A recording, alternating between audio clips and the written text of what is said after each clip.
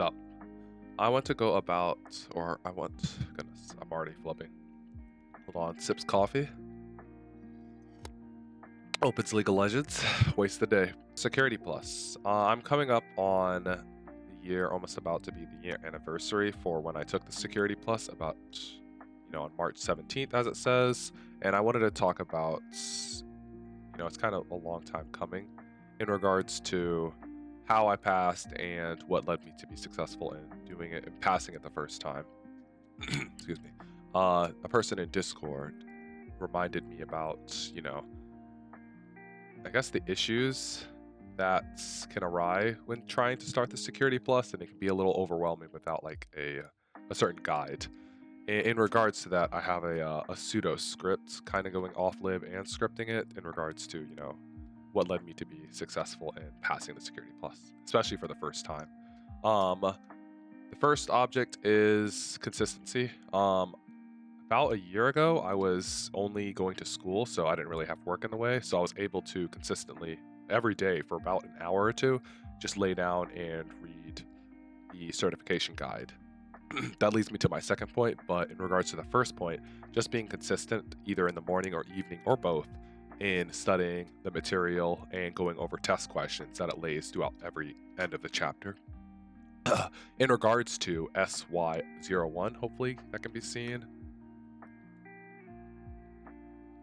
Following up, that you're taking the right test and studying over the material.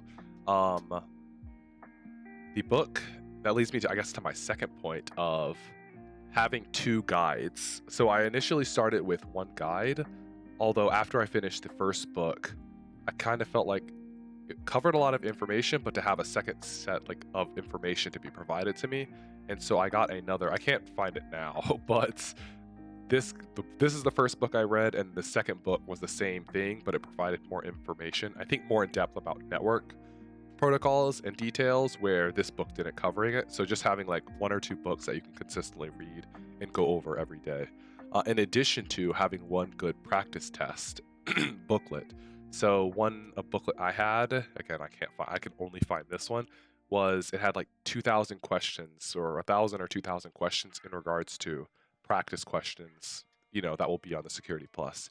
And I put in notes that it's kind of important that you need to follow the test questions on the exam, because there's a lot of examples and test questions out there that don't follow the exam, and they don't really help you either because A, they're too easy, or they don't go over the test format that the Security Plus goes over. The Security Plus goes over real life examples, pseudo examples that you could run even in, your basic SOC help desk or just basic analysts, and it helps you to gear your mindset towards, what you'll be seeing if you were to get into those roles. So it helps to know the information that's provided in addition to, the test questions that you'll see on the exam. Because I think an example of this is just instead of knowing what TCP, IP, UDP does, it gears you, now that you know TCP and IDP, how do you solve if you were to see a certain ping or a certain request in regards to, instead of just knowing the information, you can apply and understand the information thoroughly, is what the test tries to gear you towards. The third point, exam rubric to help study. Oh, this was huge. I didn't know this until, how should I gear this? This is odd. The exam rubric on the CompTI site, they give you a rubric on what domains, what units, what services you'll see, and it helps you, if you've read all one or two books, it helps you frame the test questions, because it gives you a list of, I think there's 50 items that you need to go over in depth in regards to, because they will be on the test.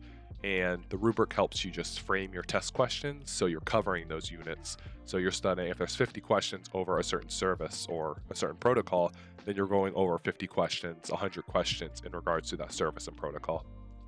This is imperative because you essentially know what domains and subjects to look over instead of just shooting random questions, because that's what I did for so long, 100 questions, 200 questions about a certain service. But just know you can almost narrow your search and your study results if you were to follow the rubric accordingly, which hindsight, if I were to take it, or well, I guess I have to in 3 years, take the Security Plus over again, it would be following the rubric and hearing my security questions over in regards to that. Other than that, I would say the most thing off the script, I think there's like 90 questions. I could easily just look it up, but there's like 90 questions, but there are 7 questions that are not questions. They're more of scenario-based questions, which I thought were really fun.